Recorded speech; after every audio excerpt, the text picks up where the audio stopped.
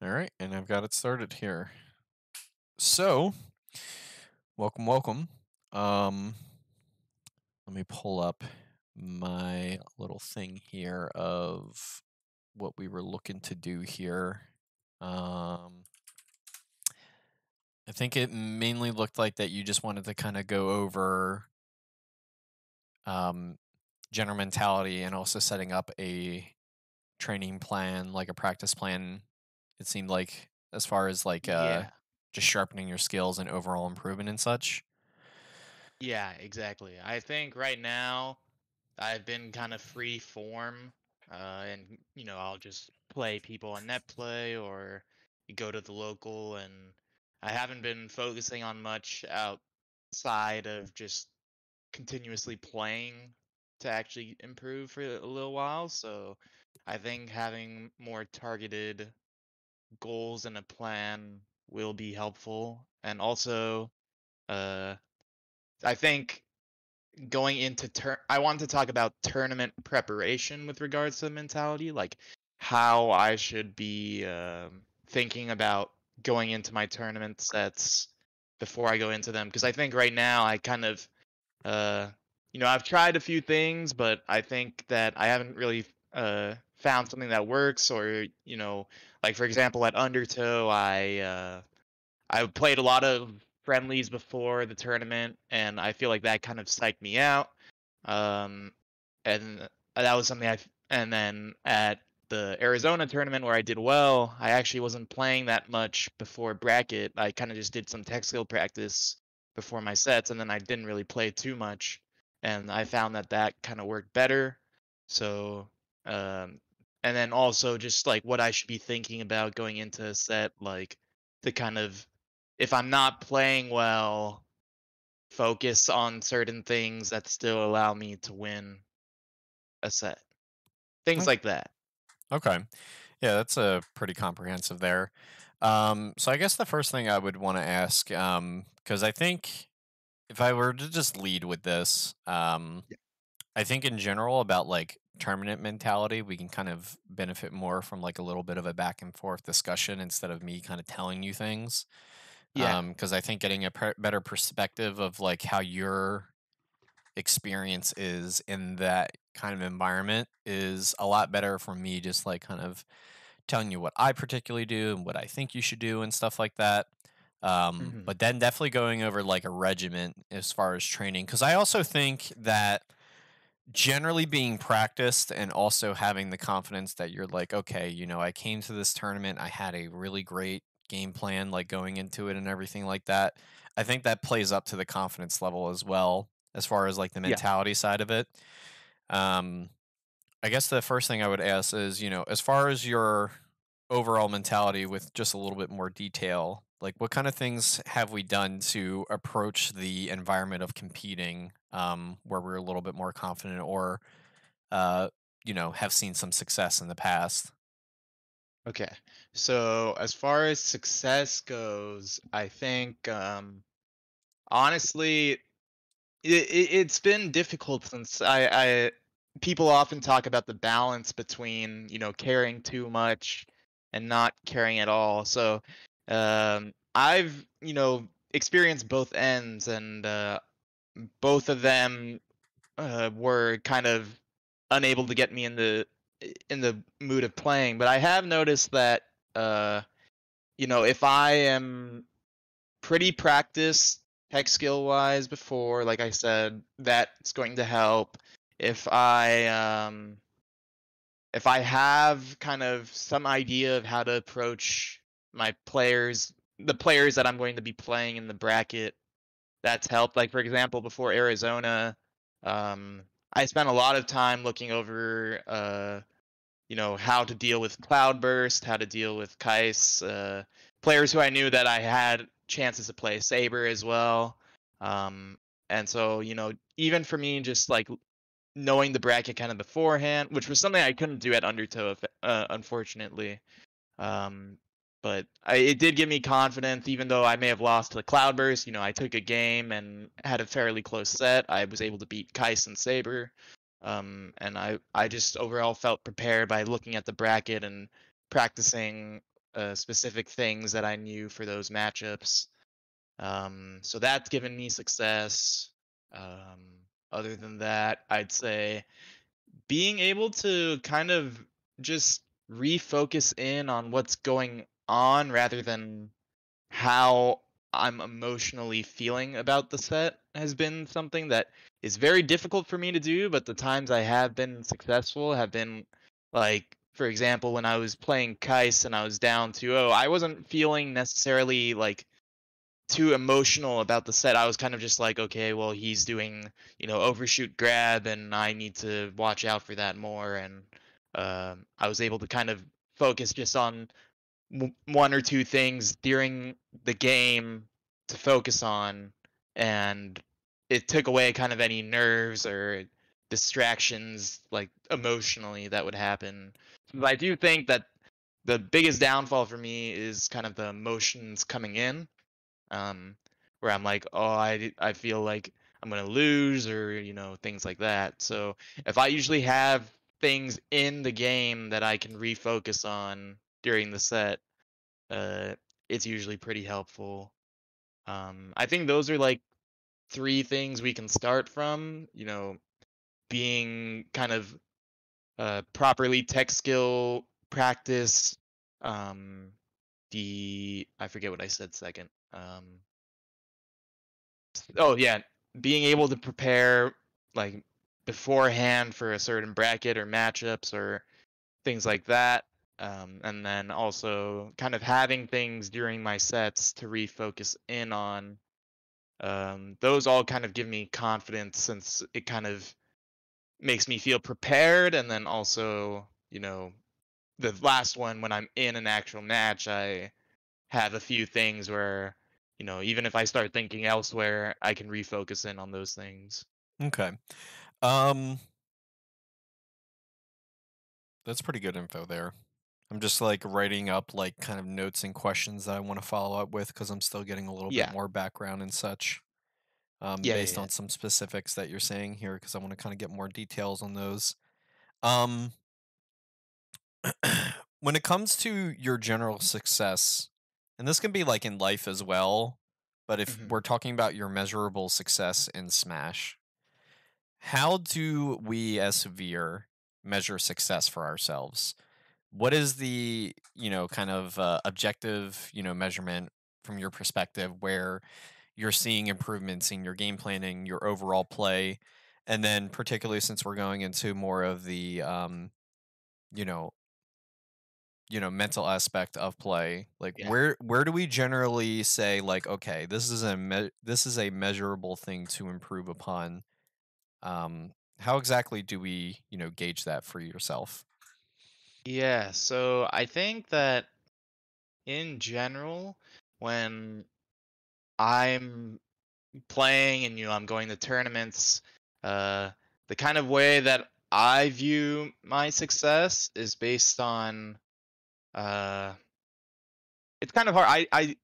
I feel like part of it is definitely, as much as I don't want to admit it, I still do think that my results do help me kind of gauge that, but I don't necessarily take it too to heart, in that, I know that especially on my level, I'm kind of inconsistent and things go up, things go down, but results are part of it still, as much as I know people say that results orientation isn't the best way to view improvement. I also think that uh, technique wise, if I'm able to do a certain technique more, like for example, I've been practicing like my bobby drops, like, seeing those come out not only outside of practice, but in game and then in tournament, or, um, seeing like practicing a new character was something that was giving me a lot of sense of improvement, where, I could see myself start to feel more comfortable with the tech skill of the character, and some of the mix-ups of the character in both, like, recovery or punish game.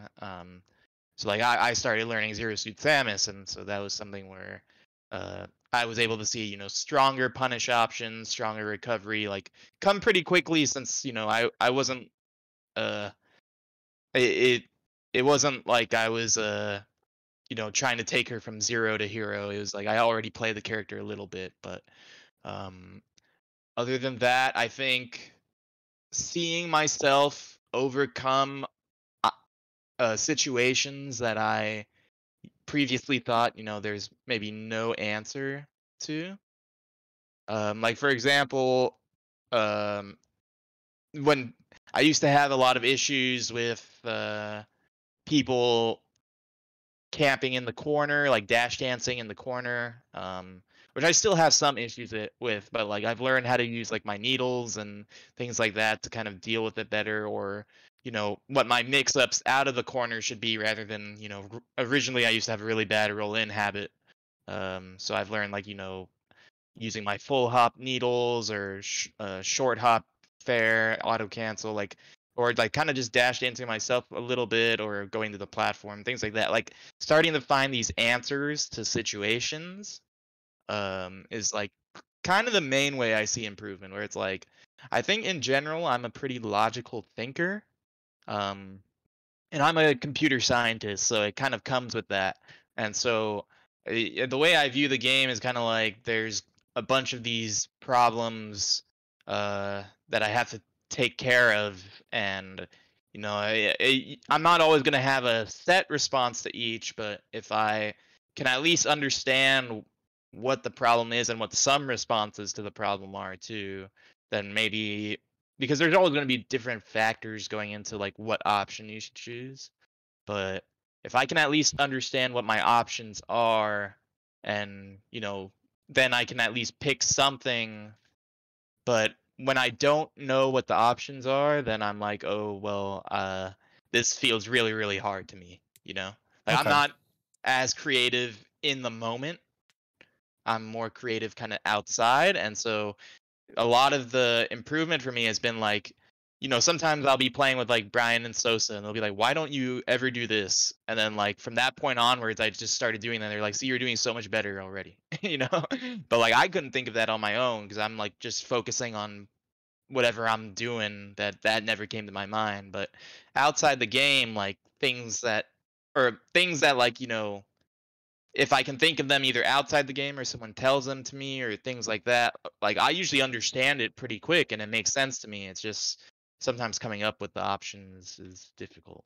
But I would say like kind of understanding the options that cover situations is like the big way I'd improve. Okay. So if I give a summary here, just so I can kind of Yeah. quantify it into a basic understanding and make sure I just kind of caught on board there. Yeah. You have a few different ways of measuring your improvement by your own perspective and standard. It seemed like to me, however, there was three main crucial ones. It seemed Yes. like there was like, you know, little side journeys of, these small things that like, oh, well, this thing helps a little bit. But I think the ones that mainly caught my eye as far as your understanding of where this improvement is coming from and how you're able to reasonably gauge and measure it. Because keep in mind, when I ask this question in particular to everyone that I do trainings with, the best venture for any player at their P skill, getting out there, or like trying to break through the ceilings that they have in front of them, having a measurable proof of concept of when these things occur, this is how I can gauge improvement is occurring. And that is pretty important, mainly just because the issue of stagnating also plays pretty negatively in the mental space of competing. And one of the biggest things of stagnation that can come is if new things aren't happening, and new things could be, regression of one's play or tactics or improvement of the same category there. So when we're talking about your overall improvement being measured, having an identifiable way that isn't like any kind of conjecture or anything that can be, self antiquated to yourself where you're like, okay, like, yeah, this is definitely an improvement, but there's nothing really measurable to that. Yeah. having something um, that is objective. That's the word I'm looking for. Having something that can objectively identify that there is improvement is a very important thing, especially when you're trying to break ceilings. Because I feel as though where you are currently are um, in your play right now is that you're definitely at the point where a lot of concepts and fundamental things are coming together and you're at a bit of a ceiling. And to break through that ceiling, it needs to be kind of a significant push. And once you kind of break through those kind of things, you generally get a big burst of player IQ in terms of things start just clicking together. Um, Yeah. your overall play becomes a lot more complex. It becomes a little bit less about like focusing on these very small concepts, and it almost comes to you in an automatic, piloted way. So then the brain can move on to thinking about more complex strategies. You know, how to manipulate your opponent, doing intricate neutral decisions and stuff like that, creating punish trees that are hyper efficient, and you can also play reactively into them instead of like, oh, like I got to really focus on this follow up because this is coming up here. Having that like second nature plugged into the game where it's like everywhere I move and decisions I want to make in the game happen almost like as if I want to walk to the store. Like that's just Yeah. something I can do without putting much mental energy into it. Um, so as far as the big three things to just go over, our improvement as we currently have it right now for our perspective is results based. We base a lot of our improvement off of our results that we're getting.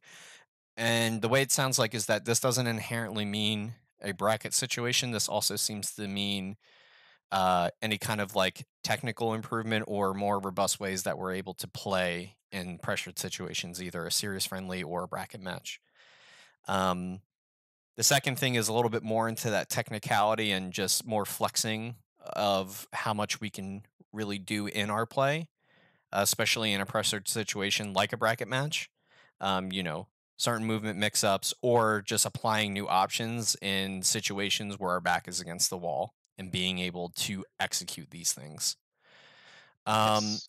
and the third one that was definitely interesting for me is I think overcoming adversity could be more simply put for it. It sounds like when the chips are down and you're able to overcome doubts within yourself or venturing into an unknown or unpracticed situation, something that you're maybe not too familiar with, being able to navigate that situation into a positive or your expected outcome of that also seems to be a like improvement notification for yourself where it's like, Yeah. wow, I really did not know that this was going to kind of happen to me, but I came out on top. Or like this situation is very uncomfortable for me to be in, but I was able to overcome that uncomfortableness and make it a win for myself. Does that sound about right? Yeah, I think in general that right now I think that I'm pretty bad at that.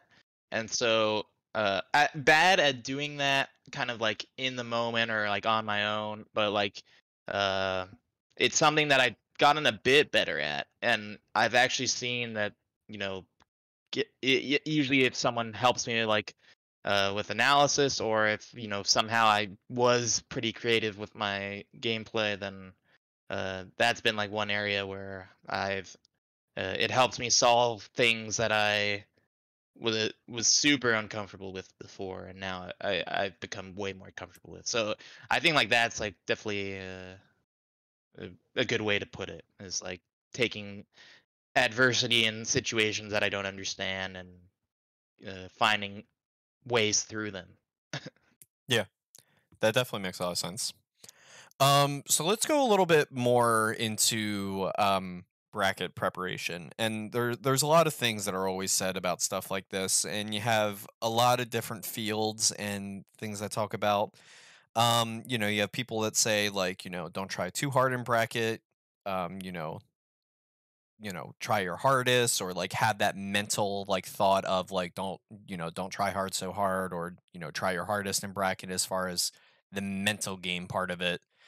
Um, my personal thoughts on it is that, I think when we get into the mental sphere of the game, it is entirely different and wild than the actual internal game play part of it. And I think the main purpose of that is that a lot of people take different stimuli of, when things bad when bad things happen to them, when good things happen to them, when expectations aren't met, and also just when disappointment or excitement kind of kick in. And excitement can also be nervousness. I kind of treat excitement and nervousness in a lot of the same light because they share a lot of similar traits. Yeah. In terms of just a heightened alertment of what's kind of going on in the game. Like when you're really excited, a general situation that would apply in is like you're winning a set that you can win, and it's like a good thing for you. This is it. Like this is really what I've been practicing for, and it's like really coming together right now. And then with nervousness, you have that heightened alertment of like, okay, I'm really uncomfortable and I can feel it in everything I'm doing. I'm overthinking things. I'm not playing as clean as I normally do. Um, I think when people say, you know, don't try so hard or think so hard about it or try hard and think, you know, everything in between there. I think it's a lot about the personal journey of figuring out what works best for you. Um, Yeah. and the one thing I would say though, in particular, um, some people, knowing their brackets or prepping for people and just like prepping for brackets in general, especially like while they're at a tournament. I am personally of the belief that not many things can dynamically change on the day of a bracket. Um, I do think that in most cases, and there's variance to fighting games and just competition in general, but I do think that typically the best player is usually the one that's overall has the more cohesive and better play that day, and that may be related to a lot of different factors. Not running into a matchup that they're really unfamiliar with. Overall, they're just a lot more practice in terms of like their in-game play. I think when it comes to mentality, it's more so for me personally. If I were to give you an anecdote, um, Yeah.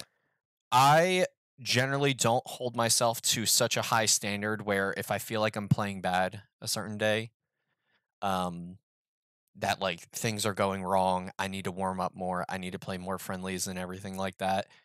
Because I do have a very strong and respected mental of myself where I feel like at my skill, I can definitely outplay and win anybody as long as I keep myself in the game mentally. Now, Yeah. when it comes to my technicality of things, that might be faulty for any number of reasons. I may be nervous. I'm just not as practiced as I should be for this tournament. I think day of the bracket, all things are kind of let loose of, the what ifs and this and that and everything prior and everything happening. I think having the mental fortitude of being able to let go in that situation and saying, okay, look, this is where we are. This is what, my mentality has brought me today. This is the best that it's going to be. Okay. That may be good. That may be bad. Being able to work within that space that you have for yourself of what you can currently output is going to be a lot more conducive to refining and grinding it all together. Yeah. Um, I think trying to push the threshold of like, no, this is unacceptable. Like where I'm at right now, this can't be. That puts a lot of pressure onto yourself, and you're a lot more hypercritical of your own play instead of focusing the more important thing, your opponent. Yeah. Um, I think in general, especially in competition, everyone has some degree of variability where they can get nervous or they can get put into a situation that's not good for them. And when you hyper focus on the things that are not good for you and the things that you're doing that are making that occur, we're less focusing on how we can apply this same kind of mental game state on our opponent. Yeah. So a lot of the things how you were saying, like, you had that calmness against Kais, where Mhm. you were down, adversity was here, but focusing on the actual output of the game where we're less worried about ourselves. You're saying, this is fine, things aren't going good for me, but I know what it takes and what the objective is to win, which you ended up doing. And I think that's a pretty clear distinction. Some players think of it more of a me, me, me, me kind of situation. And that may be Yeah. true. You may be playing like dog shit.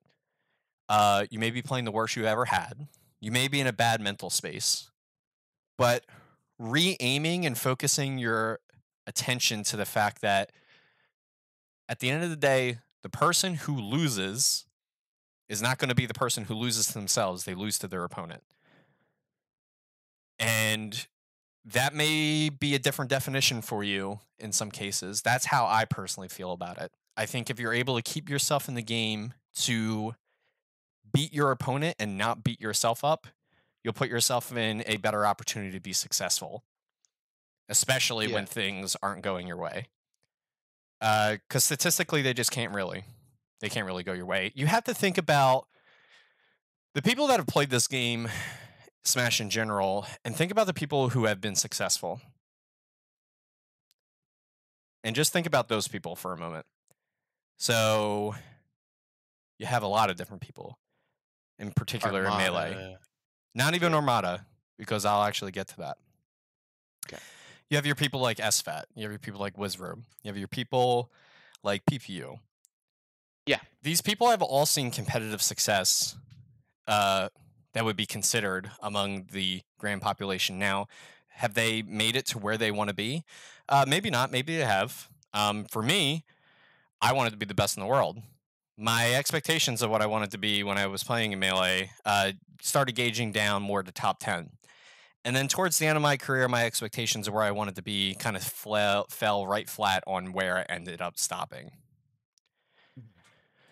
So, even with these people that are widely successful, their internal expectation of their end goal may have never been reached, or, they're still striving for it. Then we get to the people who are the game, that were successful or are successful currently and they dominate. You have to think about who these kind of characters are. So you have Armada. You Yeah. had King for a time. You have MKLeo in Ultimate. Yeah. You have Zero in Smash 4. You have Yeah. King in Brawl. So outside of the King example, because he's not too fortunate for that, he is definitely a different character. But I want you to think about when it comes to these players' dominance in their respective game for the lengthy amount of time they were successful. If you were to say one word of the similar trait about their overall game personality, what do you think they have the most in common in? I'd say probably work ethic.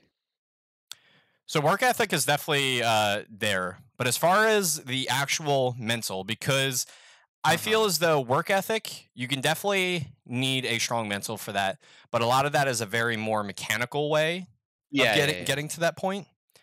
If you were to think about one mental trait that would probably describe the amount of overwhelming dominating success they had, what do you think that would be? It seems it's a bit difficult to kind It's of. hard to ascertain, right? Yeah. It's not Yeah. it's not exactly clear. What do you think about generally just saying stuff along the lines like they were focused, they were very stoic, they were very unbreakable? Those are pretty solid. I would say that. So Yeah. I think the main thing that you have to realize about the people who are the most successful in any competition, especially, competition that includes, a 1v1 interaction, generally the person who can keep things all together the most consistently are going to be pretty successful in a 1v1 competition. The people who are able to tap into that inner being in them, that kind of like primal inner being where they can play super focused and not get too flustered at when things go wrong. We've seen many Yeah. times where Armada hates Jigglypuff and he hates fighting Hungrybox, but he still did it over and over and over and over. And he's super highly successful in that. Yeah. That is his adversity. And then when it came to the competition that didn't touch a nerve point, because you got to think, even for a player like him, where he was just so dominant and just so unbreakable to so many people, he even had his own nerve point. That was Hungrybox, that was Puff. So even your most successful person can have something that tilts them. And being able Yeah. to avoid that tilt, not necessarily being angry, just anything that overall distracts you from your end goal of beating your opponent. Yeah. So for you, I don't see you much as a tilter per se. I see you a little bit more when I see messages of you on Discord and we kind of talk about things and your just general vibe to tournaments. I see it a little bit more on the doomer side Indeed. where we kind of over criticize a lot of things that may or may not be in our control. Like for Yeah. example, the day of a tournament. Sometimes things can just not go right. Sometimes things go unexpected because of that variance. Yeah. But I think a thing that you could try to do in the future to refocus on is, you know, this is where I am. This is what today has brought me. I'm going to try my best to apply what is going on today and still complete the same game plan.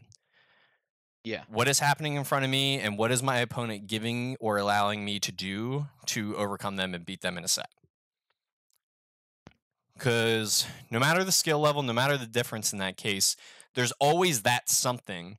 You may never get to see it depending on how big the disparity is, um, but there is always that something, an avenue or opportunity of winning. It just has to be because that's what an interactive game has to give to you. There can't be a situation where you can never overcome it. But our own perception of this can be skewed when things are especially going wrong. Yeah. Um, so you were talking about your preparation for the one tournament that went well for you. What was that again? Arizona tournament. Air- Game night. Game night. Yeah. So we got good wins there. Our overall like mental health perspective there was great. We Yeah. were able to overcome adversity, which is a lot of the different signs of improvement that you yourself measure in. So the difference of Undertow. So the difference of Undertow is that I know for the most part, being able to scout out your bracket and see your path through your bracket was definitely a little bit of a pain point for you. Um, Yeah. how do you feel that affected your mental?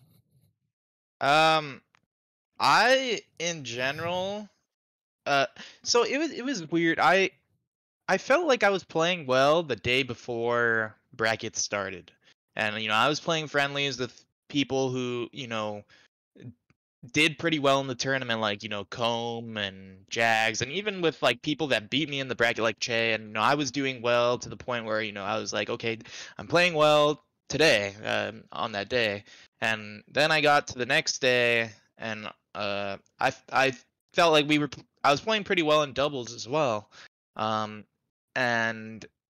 then singles came, and the bracket had been kind of changing throughout the weekend, and so I was just like, I'm gonna wait till kind of right before to kind of see how this looks. And so then I saw the bracket, and I saw that I was playing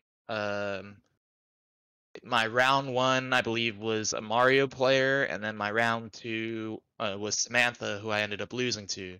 But it was something where it's like I was like, I felt like in the moment it kind of uh I didn't feel like I was completely prepared uh to like play those matchups, since I hadn't kind of reminded myself of what to do in those matchups to the extent that I normally do. Like for example, at game night I saw I was playing Cloudburst. I went and wrote down some notes in Chic Squirtle that I thought were like pretty simple and able to help. I didn't really have much on Mario and Knuckles, and I ended up beating the Mario player, but I didn't feel like I was playing well, and I was able to at least take that win. And then I got to Samantha, and it felt exactly where I was like in that situation we're talking about, where I was in situations where I was not prepared with kind of what to do. And looking back, I know kind of how to beat some of the things that I saw I was losing to. But in the moment, I felt like even kind of knowing that I may not have been necessarily prepared for Knuckles, I was warming up with like Kais's Knuckles, for example, and I felt like I was playing pretty well. But then in the moment, I kind of sat down there on the stream setup, and I was like, I started kind of doubting everything that was happening. I was like, oh, um, she's ferrying in place at this distance where, and I probably could have been aggressive there, but I was like kind of scared of interacting because I was like, I kind of don't know what's going to happen right now, and I don't Right. know how I'm Right. playing. uh and I felt like that, I feel like that's been the default for me kind of when I go into sets where uh I don't feel confident or prepared, or if I'm nervous, is that I tend to go towards playing super conservative to the point where it looks like I'm not even like uh not even trying to interact, like I'm just trying to get by. um Mhm. and then when I watch myself play in friendlies, I'm always trying to interact, because I actually feel like my character and me are pretty strong at scrapping in general. And so it's like such a dichotomy where I go into tournament and I'm doing the thing that I'm kind of not as comfortable with, which is like staying far away and being scared to get close to my opponent. But that's kind of what the nerves have done to my play from when I watch, what it looks like. And uh, I don't know if that's something to do with kind of the nervousness maybe attributed to me not being prepared for that specific matchup in the moment because I couldn't see the bracket in advance. Mhm. But it may also just be like how I process the nervousness. Like maybe I have to tell myself like I'm nervous and I this shouldn't make me be scared or something, because Right. I'm not comfortable playing like super, playing back and kind of waiting and things like that. Like that's not how I normally Yeah, play, so it's very uncomfortable. it's almost as if when we're letting the negative emotions that aren't really rooted in like our game plan of winning kind of take over.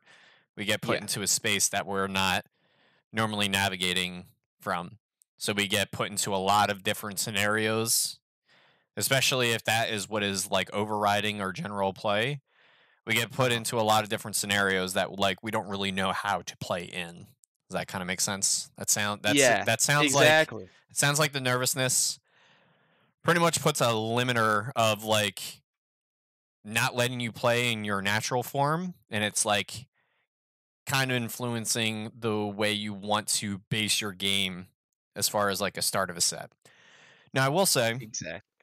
that generally playing in a somewhat defensive manner in the beginning of a set is totally acceptable. There is a healthy balance of it though, because I feel as though in the general scope of how Smash works, you get a lot more things from somebody when you interact a little bit more as far as like data or advantages you can garner from someone's play. And that is just because the more that you influence force onto somebody, the more often they have to respond with something. If it is generally just a like patient defense and poke game of we're just going to play neutral out here and then we're going to only play unreactable zones to pretty much gain advantage, get grabs, whatever it might be.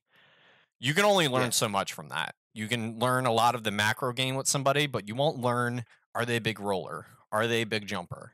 Everything in between with that. yeah, So,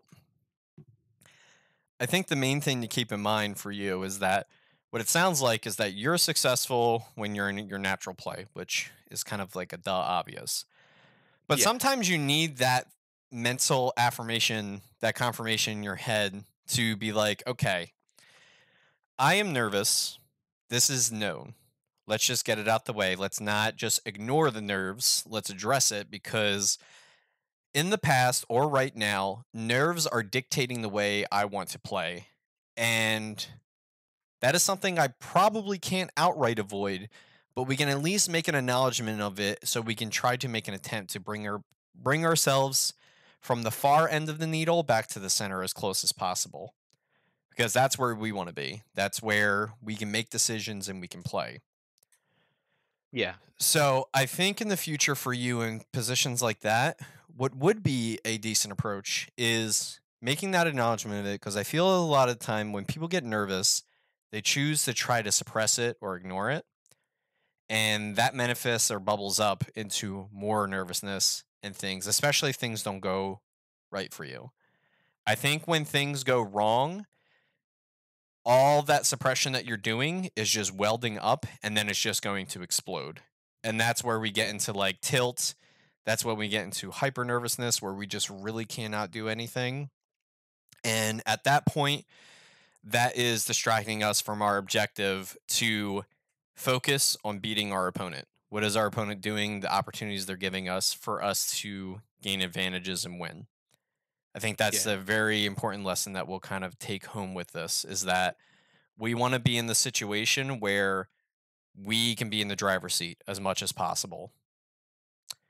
Um, an additional thing from that is that I think when we go into character specific things, and this would be, you know, a bracket related thing, because obviously the way that you can look at a bracket is that you can look at what you're seated for, look who you're projected to play.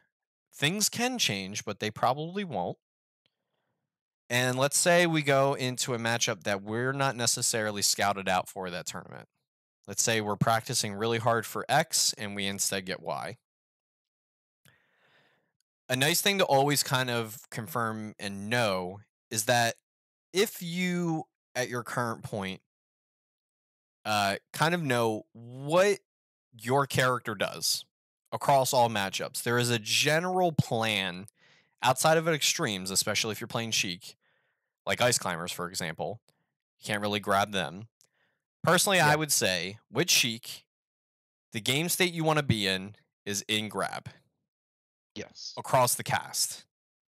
Obviously, there's some extremes where that's not the case, but we're just gonna ignore those because for those we have a bunch of other things that we would go into for that. But to keep it simple, across the cast, being in grab and setting up grab follow ups is the situation we want to be in at all times if we could, because that means we're winning very hard.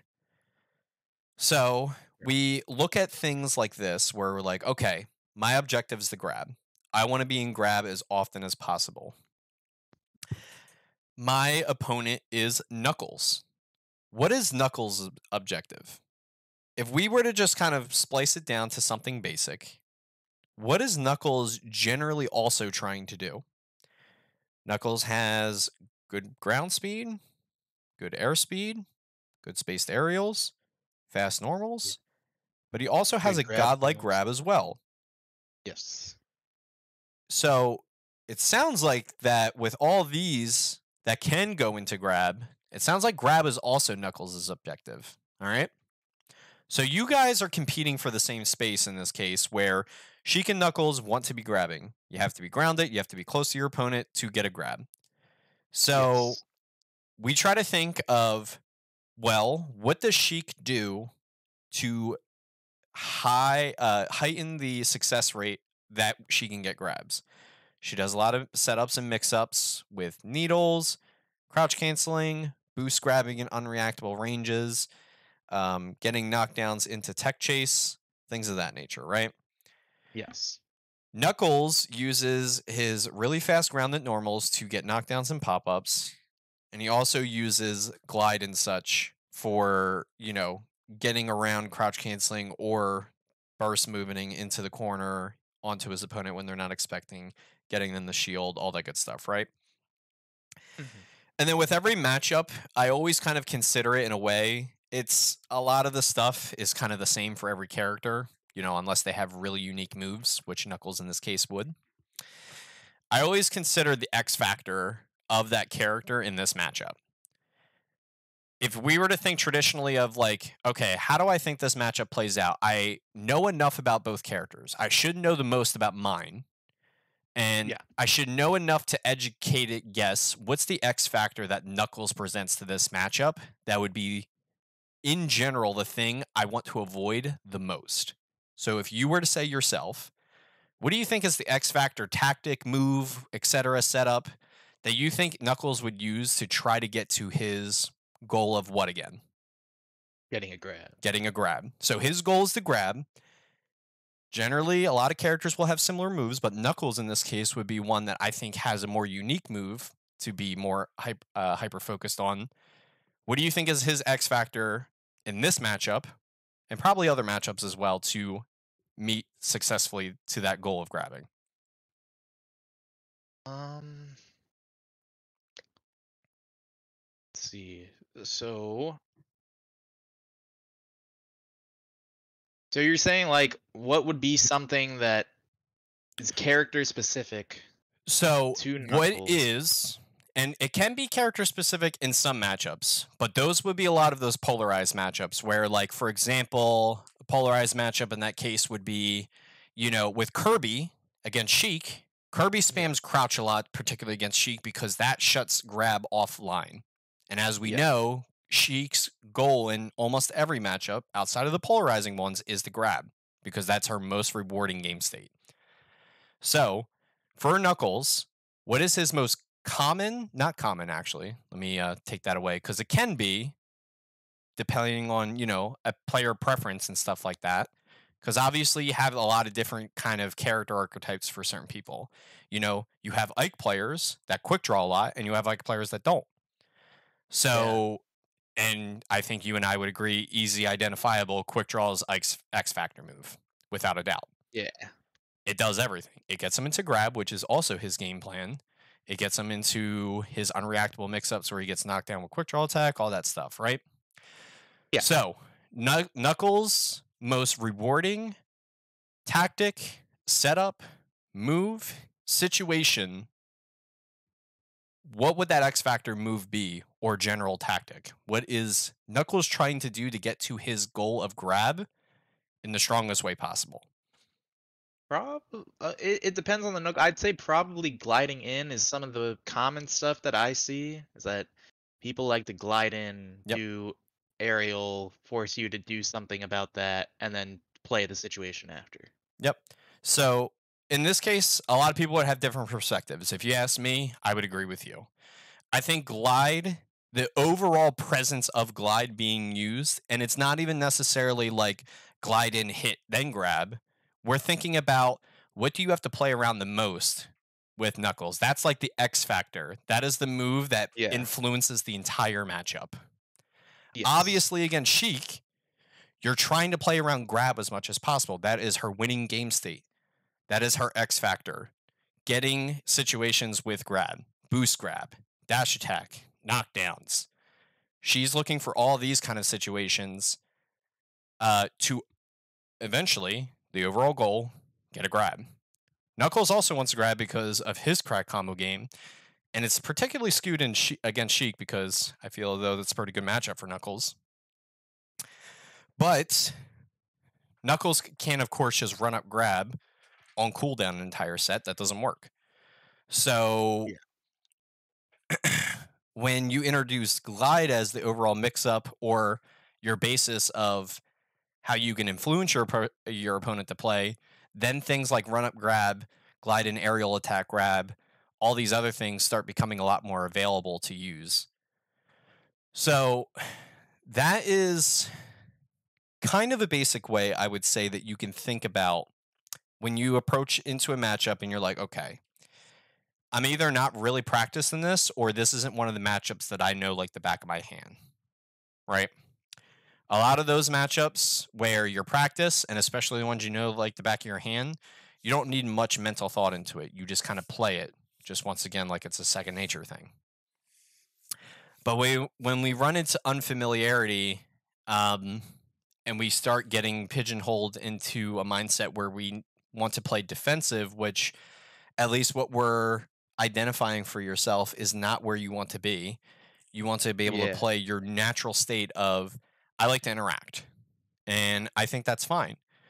Obviously, there is a degree where instead of being dead center in the dial, we want to lean a little to the defensive in the start. That allows you to get the most opportunity to examine and see what's going on. But I think shifting all the way to the left where you're frozen by fear, that's not going to get you successful anywhere in this case. Mhm. So in a situation like this, with a pinch of hindsight, we can look at Knuckles and say, okay, I'm not really prepared for Knuckles. I've made this acknowledgement. Let's think critically on this. What does my character want to do against Knuckles? Well, Knuckles doesn't have any polarizing things that avoid grab. And as we know, going back to step one, my grab is my winning game state. If I grab any character in the game, you know, par, barring the polarization, ice climbers, we always have to remember those lovely couple. Uh, Yeah. that is your winning game state. So if Knuckles can't polarize me out of my winning game state, I want to grab. Cool. Now I know what I want to do. Now, based on my educated knowledge of what X character does, this doesn't even have to be Knuckles. This can be Charizard. This can be Rob, etc., etc. What is X character's winning game state? And it doesn't even have to be right. Okay? Here's the main important thing about this. It doesn't even have to be right. It can't be insanely wrong. Charizard's winning game state isn't run up F smash, right? Yeah. Yeah. It can't be like completely off the radar, but it can be warm. It can be warm enough to it where it gives you something centered to focus on and play with.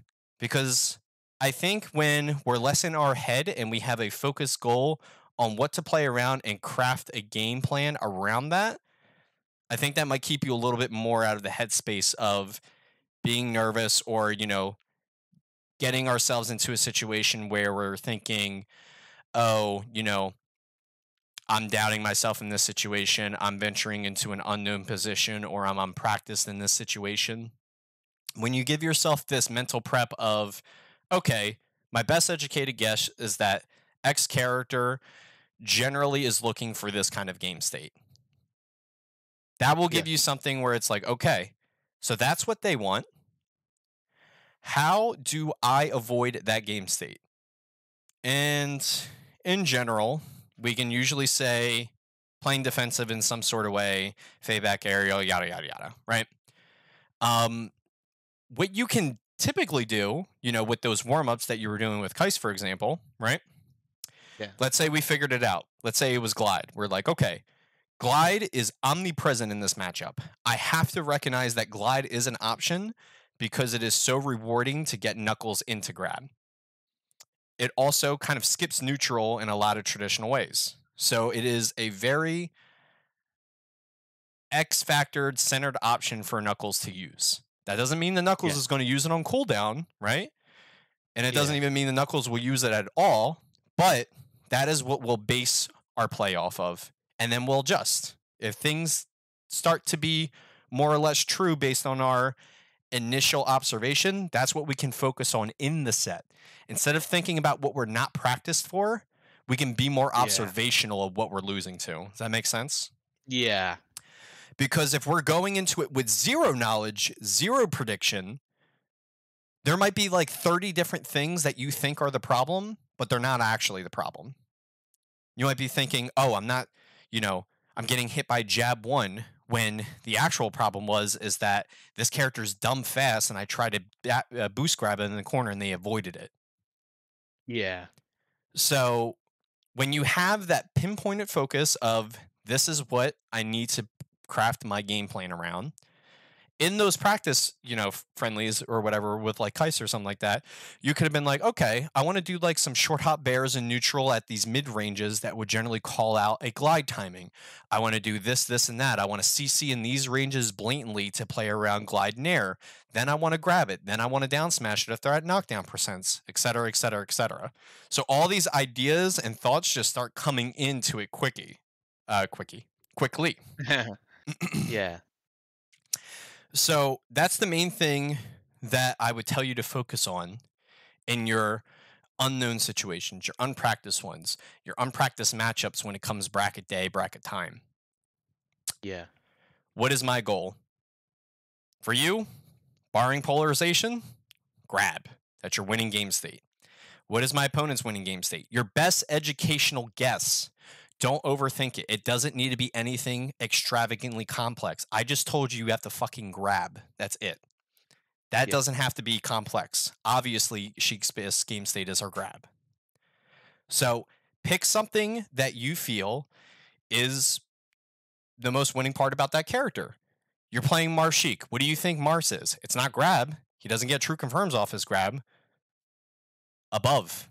Get your ass Yeah. above me. You can't beat me when you're above me. Yeah. Yeah. So, how does he get to that? He gets me at a CC percents with dash attack. He grabs and up throws me. He gets me off stage for edge guards and then starts juggling me for that. Then you craft, okay, what are the things that I can do to avoid or defeat this strategy of their best game state opportunities? And then lastly, always have to remember, what is my X factor move in this matchup? What do I think gives me the most opportunities? And I'm going to be honest, for Sheik, once again, barring polarization, it's going to be boost grab, run up dash attack, needle grab, all the Sheik stuff Yeah. that does grab, right? Jab Yes. grab, spot dodge grab. A Yeah. lot of your different things can be used for this. Yes. And then for your opponent, you can generally dumb down and simplify this. Marth's down tilt is his best thing in neutral against Sheik. She already has limited ground options because of her shorter dash stance. She's not as fast as Marth, doesn't have the range that he has. Down tilt preps everything. It preps shield grabs, it preps forward air spacing, it preps aerial spacing, it preps stage control. You gotta play around down tilt. That's his best move in neutral. For Knuckles, he has a lot of different things. He has ground speed, he has huge moves. But what is the thing you always have to play around? What is the thing that is always there lingering? That's Yeah. glide. How about Fox? Fox has a shit ton of things. He can jump, he can run up shine, he can run up grab, he can run up drill. But with Fox in general, his most X Factor situation that you have to play around is him just running up on you. And that can be very multidimensional because he has all the different options of jumping and doing it on the ground and doing short hop aerials, that it's not so simple for him. But you Yeah. have to figure out a way to make it a little bit simpler for you. If you're in a situation where you're running into this matchup or situation with zero or little to no knowledge, you have to make it simple, because when you focus on that and you lose these situations to the mix-ups, then you can adjust and reconfirm. Okay, maybe this isn't the exact place I want to be, but I'm recognizing this. Now I can counterplay this. Now I can counterplay that. Then I can make a prediction on what his next choice will be and then win off of that engagement. Does that kind of make sense? Yeah. Yeah. I think in general, I feel like I usually have lost. I felt like I was losing sight in some of the sets I was playing on what my like win condition is, and more on like focusing on what theirs is. So it may be something like I felt like I wasn't when I was losing at Undertow, I felt like I wasn't grabbing much or like setting up grabs as much as I normally do when I play. And Mm, so I feel like it may go both ways, where maybe sometimes uh it may be something where, since I'm uncomfortable, I'm not even playing to my character's uh win kind of state, and I'm kind of just doing whatever to avoid getting hit by their stuff. yep. And I think that's actually what's happening to me is I think, I'm not even trying to do what makes me win. I'm trying not to lose to what makes them win. it's actually funny. Recently, because I've been playing a lot more card games, I've been playing Yu-Gi-Oh. One of my Uh-huh. friends, he's one of the best Yu-Gi-Oh players of all time. Yeah. Um, his name's Fraser Smith. Very intelligent guy, very good with card game theory and stuff. He actually told me about a time where he played against another YCS champ, and he got defeated by him. And they were just generally talking about some things, and he wasn't who he was at that time when he played him. So he was kind of like, mid level, kind of coming up in the game and stuff. Yeah. And I don't remember exactly how it came across, but eventually the YCS champ guy said to him, um, I don't think that's exactly correct. And they were having a disagreement about, a certain play or like certain game state that you play into. And he said something along the lines of, I don't think that's exactly correct because I think my personal goal is that I'm playing to win. I'm not playing to not lose. Yeah. And I think that is a very, very smart way to think and approach any kind of competitive sphere because if we just kind of simply think it out and, we don't have to get all like a game of tennis on it. But if you're playing to just stave and avoid your opponent winning as much as possible, you're not pushing the advantages and opportunities that come in front of you for you to start winning. You're only holding Yeah. off your opponent from winning. And that can beat some people. But I think what truly takes a player to the next level is that when they're able to influence the game in their favor more often than their opponent. Yeah. Because math wise, just really thinking out logically, if I can do more things I want to do while also limiting what you want to do, I should win more often than you do. And that's just Yes. like clearly logical sense, right? You obviously have things like reversals and gimps and edge guards and all that shit and jank and mistechs and technical inputs, whatever. We're going to remove all of those variable aspects and we're going to think about it with an approach that mentally gets us prepared for success. If I do more things I want to do that positively further my game state than you are doing, I should win more often than you do. Yeah. And I think that is a big crux of what happened to you at Undertow when you're explaining this stuff to me is that you were so caught up in not losing as fast as possible that you did not take your opportunities to end up winning. Because I actually Yeah. watched your set versus Che, Yeah. and Yeah. there were sparks there, man. You had a lot of different things that were going on and good in your favor. But what I mainly saw is this hesitation and fear to continue and further in a lot of different spots where they're from an outside perspective, third party watching from a computer screen. I'm like, wow, there's clear advantage here. Like things can happen. Like they're not guaranteed to happen here, but like things can be pushed and furthered or mix ups and baits can be set here. And your choice in Yes. a lot of these situations was just passivity, which just did not further your game state. Yeah, The and when it's so interesting because it's like I normally never play that way, but I was like, "Oh, I do not want to lose," and I I think that was just all I was thinking. I wasn't thinking like I want to win. And it just made me play super passive. And I know even like Kevin has told me too when he watches me play, he's like, "Bro, you play way too scared in tournament. Like you are not trying to do anything." And I'm like, "It kind of happened. I don't know why, but I think at least understanding um, that I can just try to play it into my win condition, which is getting the grabs, and maybe I can force myself to do that." And that'll help me. Yeah, I think being anchored in the actuality, like the reality of what's happening in the actual game and not the potential of what could happen, which a lot of times that mentality will manifest more bad things could happen, which causes that Yeah. behavior of like, not playing the way that you really should in a lot of cases. I think that really kind of cracks it for me personally. I think it's kind of figured out in my case there um, with you. having that particular mental block, Yeah. where, you know, we're uncomfortable or like we're in this thing and things aren't going right, dialing all the way to the left side of the dial where, you know, once again, just reiterating back to it, it sounds more like playing not to lose instead of playing to win. And Exactly. sometimes you do need a dial back when things are down and, the game state's not even, you're down a few stocks, you're in a percentage where like you're really close to just getting hit with a setup and losing, the game or the set and stuff like that. Sometimes you do need to dial it back, but we also still need to have, the little the little nugget in the brain right around the corner saying like, okay, opportunity can come here and I will be ready for it. Like this Hmm. is only a temporary state I'm in. Like I'm playing not to lose right now because that is the main objective.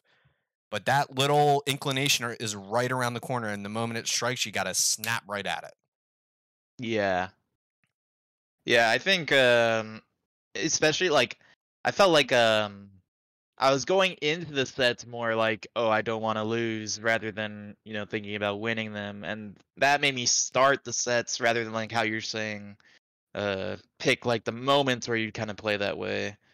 And so it's something where I think if I can at least uh force myself to play and like what I know I'm comfortable in because it makes it kind of like makes sense where it's like, oh, like if you're playing not to lose, like you're gonna play a bit more passive and play back and things like that.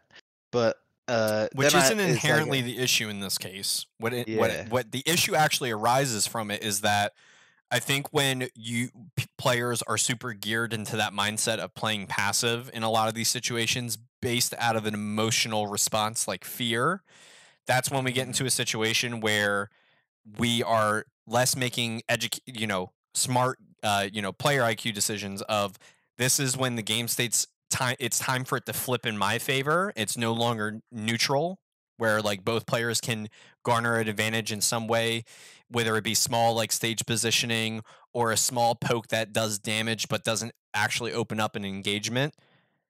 Yeah. When you're stuck on that super passive play, that's where we can miss the opportunities where even if it's very minor, you can push forward the advantage. Yeah. Um, so I want to cut from that because we only have about 20 more minutes. But after Yeah. we're done with the recording and such, we can always talk a little bit off. I'm not going to dip right away. Um, Yeah. Yeah. I think we'll talk about training regimen. So tell Yeah. me right now, what do you do to train? And this is a very broad question. I don't need anything deep Yeah. with this. Just tell me basically what are we looking at when it's like, okay, Severe, um, you know, you're warming up for a friendly session that you're about to play. You have a bracket coming up. What is our regiment that we currently have? Whether it's very rough or it's very structured. Go. So it's something I I'm a big fan of solo practice, so I do a lot of solo practice. Practicing whatever. I'm not gonna go into depth about that, but basically all my Give tech me skill, give all me my some small things that we look at. yeah. So if there's a technique that I've been working on or that I know I'm gonna be doing in a set, or it's good in like the matchup I'm gonna be playing, like I'll do that. Like if I know, like for example, I'm like I have to play against Ganon. I gotta chain grab Ganon. Like, usually I may just even hop on a setup by myself and put on the CPU Ganon and just make sure like my chain grabs are fine and then my platform movement's fine and I know like the spacing for my back air because I like to do space back air a lot in that matchup. And like if it's a matchup like Fox, I try to make sure I'm playing fast enough to deal with foxes that play fast. So like I'll do a lot of my platform movement, a lot of my ledge options, like into my mix-ups, like ledge dash, dash back, a ledge dash jab, ledge dash whatever. To make sure I'm playing the mix-ups because against Fox it can be really important when he's dash dancing, things like that. Like where I'm like, okay, these are situations that I just want to be clean in uh, when I'm going into something. And I think that has proven to be pretty helpful for me when I actually do go out of my way to do it, is you know, practicing just things that make my punish game clean or make my movement clean or whatever I need in the moment for like playing that matchup. Okay. So I have a question for you as far as just general training plans or regiments. Okay. Yeah. So it doesn't sound like you have anything really structured. Would that be fair to say? As Sounds like far it as sounds like my if tech there skill, if no. yeah, it sounds like if there is a need, the need will be fulfilled. When that need is presented to us. But it doesn't sound like there is a kind of consistent structure or regimen that's tied behind the general need of improving your overall training. Would that be fair to say? Yes. Okay. Um, I do not do in at least the most recent month. I haven't done too much VOD review, um, which I do plan on doing now since I haven't. Like I said, I kind of came to you saying like I feel like I'm just playing a lot right now, and Yeah. Yeah. I do want to improve. So I want to have like more consistent ideas because I imagine like the times I have improved, it may not even have been like me playing as much as I currently am right now. It would be more like an even split with like VOD review, solo practice, playing, Yep. you know, uh, going to the gym too. Like sometimes I just think clearer when I'm in shape. So I've been doing that too. Things like that where it's like the more balanced my routine for playing the game is, the better I've improved.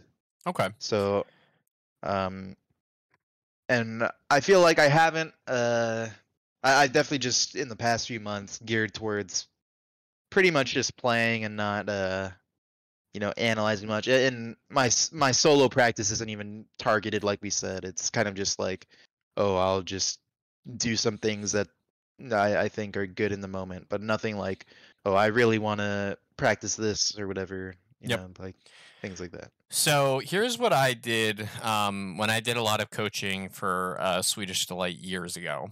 Um, Hmm. He was kind of getting back into the game. He was still, beat my ass, beat my butt, but we talked a lot about different stuff, and he kind of liked my approach of how I think to the game. So he took me on as a little bit of a coach, um, and we went over training regiments because this is something in particular that I learned from being taught by Cactuar. Is that back to our initial conversation of measurable improvement, being Hmm. able to identify and see that we have an improvement somewhere removes the stagnation that we might be running into with holistically all of our play, our game planning, our training, our mental aspect, our bracket performance in general, general like stability with being in a bracket environment, competitive environment. Hmm. Having that training regimen helps a lot with that, because obviously, when we're more trained up, we're more consistent, meaning generally better bracket results, meaning generally less situations where we're forced to be pressured or in awkward situations that we don't want to play out of. It's just like a domino effect, as you Yeah. would obviously assume with it. So we'll go into more specific details like after we're done with this, but in general with training regimens, what I personally did, I did a lot of things of the nature of, you know, making a Word doc, and I generally dedicate about 30 minutes. You can go longer. I personally think anything beyond 30 to 15 minutes, you get a little bit of a diminishing return. Because I Hmm. will say that a structured training regimen is very boring. It's not very fun to do. um, getting Hmm. getting to the point where it can be engaging is just like difficult. Um, Hmm. so I think personally for me, I generally don't try to do solo practice for more than 30 minutes or so. Uh, Yeah. Stemming on from that, though, having specific things. Um, with Chic, I want to do a lot of different things where I want to get backwards jumps in a lot of different scenarios because backwards jump gives me a lot more control and drift and hurtbox manipulation for my forward airs.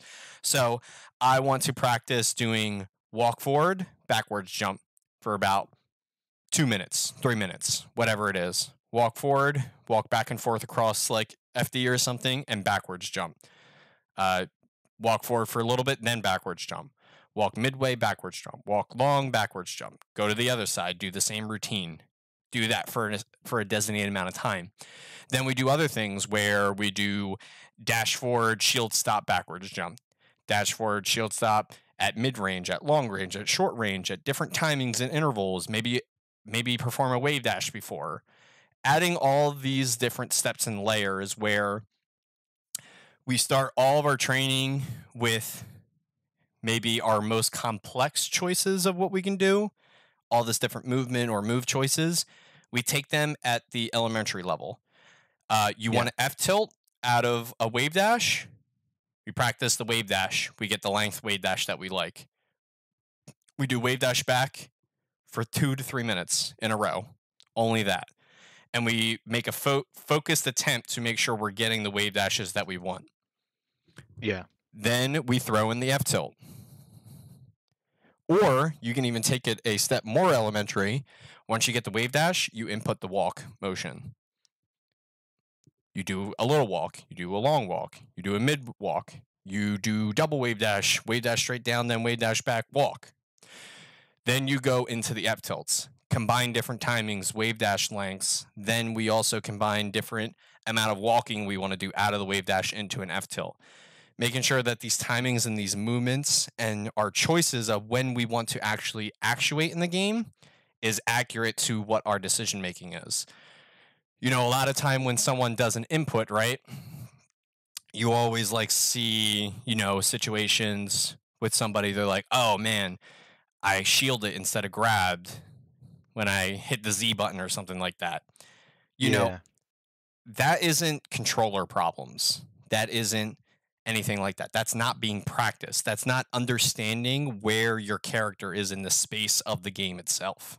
Your Yeah. character is in lag that you cannot grab in currently. So when you see a lot of things like that, that is because even in their most basic form, they're not practiced in that. And that is what can make the difference between winning a set and losing. So Yes. even though it sounds dumb, and I will admittedly say, when I first got a lot of training from Cactuar, a lot of the things they made me do were really trivial, really elementary. And I was like, man, this is like literal, like generic, like anime training montage thing. But Mhm. I truly, truly do believe that if you or anyone else follows that same kind of regiment where they break down things very elementary, break them down step by step, and build the ladder to the final product of what we want to do ultimately with this kind of movement or tech, you Yeah. will be so much smoother. And the added benefit to this is that the perfect state that you want to be in for your play overall, you want to get to the mental space where you do not require thought to do any of the things that your character wants to do in the game. Dashing, running, ledge dashing, attacking, comboing. All these Mhm. things come automatic when you're this practiced.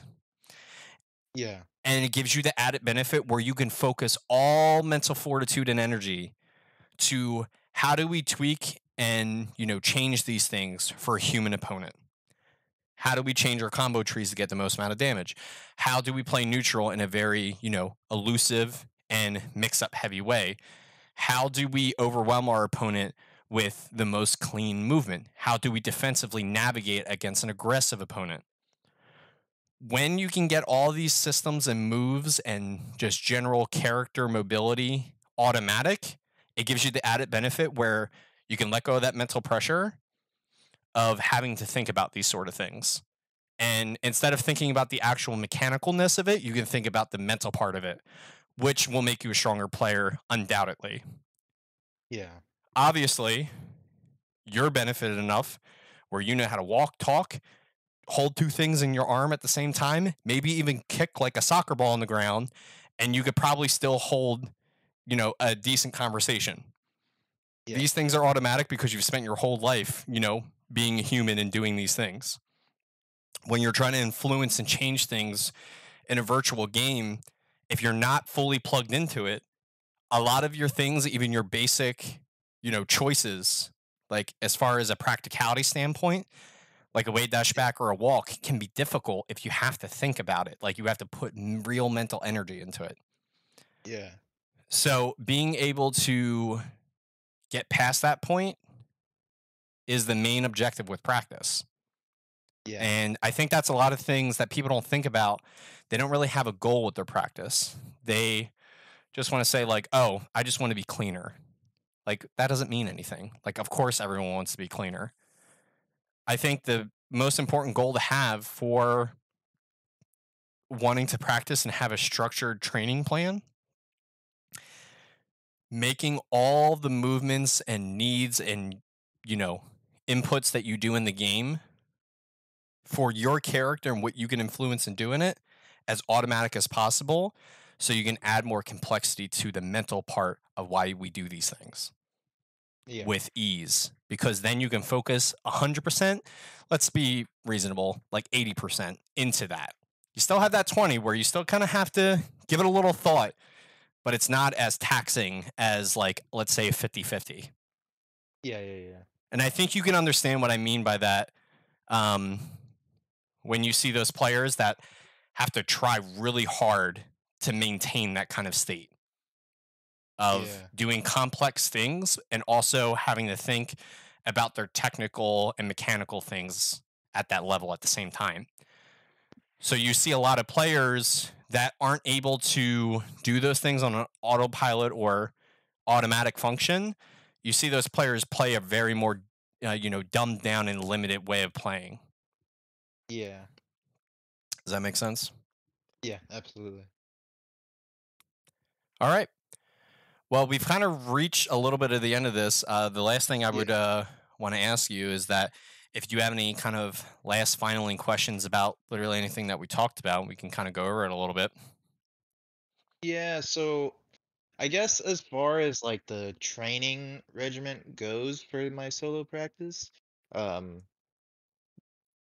do you, what do you have like for example like something that any Sheik players that you know do or Oh, I'm things that gonna you'd I'm gonna help you recommend? make Oh, one you're gonna after send. this. Oh, okay, okay, Yeah, great. we're gonna sit down for like 20 minutes or so, and we'll make a document that we can go over. Okay. Yeah. Yeah. Other than that, I think overall it's been helpful for recognizing kind of what my areas of struggle are. Like I couldn't have probably told you into words before that, oh, I'm playing like too defensive in bracket because I'm not playing the win like but these are things that I kind of knew, but like walking through all of it Being and able to just it's more about like kind of subconsciously knowing about it and being able to vocalize and recognize and understand like what that really yeah. means, I guess you could say. Yeah, exactly. I think it's been helpful for kind of like actualizing what's going on in my play and tournament rather than just being like, oh, well, I got nervous, so I played bad. It's like, well, I got nervous and this caused me to think like, oh, I don't want to lose. Like, and we went through kind of like that whole cycle. So, um, Yeah, it that was sounds helpful good. in that way. So I'm gonna cut the recording here, but Yeah. till next time.